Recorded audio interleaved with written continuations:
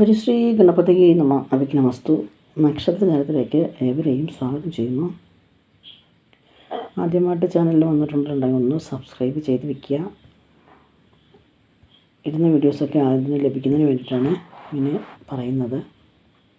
നമ്മൾ പറയുന്നത് അത്തം ചിത്തിര രണ്ട് നക്ഷത്രക്കാരുടെ കുറച്ച് കാര്യങ്ങളാണ് പറയുന്നത്. അത്തം ചിത്തിര ഈ ഒരു മെയ് മാസം തീരുവാണല്ലോ. ചിരകാല അഭിലാഷങ്ങൾ പൂർത്തീകരിക്കും. അതായത് കുറേ നാളുകളായിട്ടുണ്ടായിരുന്ന അഭിലാഷങ്ങൾ പൂർത്തീകരിക്കും. ഈശ്വര സ്വാധീനമുള്ളവരും ബുദ്ധികൂർമ്മതയുള്ളവരുമാണ് ഈ നാളുകാർ. ഈശ്വരത്തിൻ്റെ അനുഗ്രഹമുള്ളവരും ബുദ്ധികൂർമ്മതയുള്ളവരുമാണ് ഈ നാളുകാർ. ജീവിതത്തിൽ നേരത്തെ ഉണ്ടായിരുന്ന പരാജയങ്ങളുടെ ദുഷ്ഫലങ്ങൾ മാറിക്കിട്ടി നല്ല നല്ല കാര്യങ്ങൾ സംഭവിക്കുന്നൊരു സമയമാണ്. പുതിയ സംരംഭങ്ങളിൽ അപ്രതീക്ഷിതമായ രീതിയിൽ വിജയമുണ്ടാകും. നമ്മൾ പ്രതീക്ഷിക്കാതെ വിജയമുണ്ടാകും. വിജയം കരസ്ഥമാക്കാൻ നിങ്ങൾക്ക് സാധിക്കും. വിദ്യാർത്ഥികളായിട്ട് പരീക്ഷയൊക്കെ എഴുതി ഇരിക്കുന്നവരാണെങ്കിൽ ഉന്നത വിജയം നേടാൻ സാധിക്കും. ഏറ്റെടുക്കുന്ന പ്രവൃത്തികൾ സമയബന്ധമായി പൂർത്തീകരിക്കാൻ സാധിക്കും.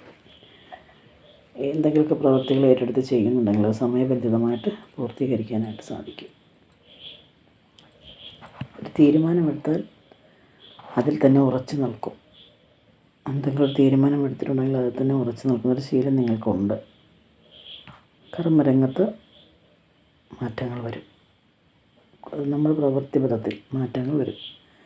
വാഗ്ദാനങ്ങളൊക്കെ പാലിക്കാൻ നമുക്ക് സാധിക്കും. വാഗ്ദാനങ്ങളൊക്കെ ആർക്കെങ്കിലും കൊടുത്തിട്ടുണ്ടെങ്കിൽ അതൊക്കെ പാലിക്കാനായിട്ട് നമുക്ക് സാധിക്കും. പിന്നൊരു കാര്യം, അകാരണമായ ഒരു ഭയവും ഉണ്ടാവും ഈ സമയത്ത്. അപ്പോൾ ആ ഒരു ഭയം നിങ്ങൾക്ക് വേണ്ട. അതുകൊണ്ട് തന്നെ അനാവശ്യമായ യാത്രകളും ഉണ്ടാകും. അപ്പോൾ അത് വേണ്ട. അനാവശ്യമായിട്ടുള്ള ഒരു ഭയം വേണ്ട. അതായത് വാമഭാഗം ഭാര്യയ്ക്ക് രോഗമോ അല്ലെങ്കിൽ ഭാര്യയുമായിട്ടുള്ള കലഹമോ അതിനൊക്കെ സാധ്യതയുണ്ട്. അപ്പോൾ വാക്കുകളൊക്കെ സൂക്ഷിച്ചും കണ്ടുമൊക്കെ ഉപയോഗിക്കുക. ഇപ്പോൾ വാഗ്വാദങ്ങളൊക്കെ ഉണ്ടാകുന്നതെന്ന് മനസ്സിലാക്കി കഴിഞ്ഞാൽ അവിടെ നിന്ന് അകലം പാലിക്കുക. ആ സിറ്റുവേഷനിൽ നിന്ന് മാറുക. അപകടങ്ങളിൽ നിന്ന് അത്ഭുതകരമായിട്ട് രക്ഷപ്പെടും. സേവനത്തിനും നല്ലൊരു പ്രതിഫലം ലഭിക്കുന്നൊരു സമയമാണ്. അതായത് ജീവനക്കാർക്കല്ലെങ്കിൽ കീഴുദ്യോഗസ്ഥർ വഴി നമുക്ക് നേട്ടങ്ങൾ ഉണ്ടാകുന്നൊരു സമയമാണ്. ഉറച്ച കാൽപ്പാടുകളും പ്രായോഗിക ബുദ്ധിയും പ്രകടിപ്പിക്കും. പുണ്യക്ഷേത്രങ്ങളിൽ പോകാനുള്ള സാധ്യത കാണുന്നുണ്ട്. പോകുമ്പോൾ നമുക്ക് കയ്യിൽ പിടിപ്പണമൊക്കെ കരുതിയേക്കുക, മുഖത്തൊഴിഞ്ഞ് വെച്ചേക്കുക. അതൊക്കെ കൊണ്ടുവരുന്നത് നന്നായിരിക്കും. ചില്ലറയാക്കിയിട്ട് പിടിപ്പണം സൂക്ഷിക്കുന്നത് നന്നായിരിക്കും. ആ ഒരു സാധ്യത കാണുന്നുണ്ട്.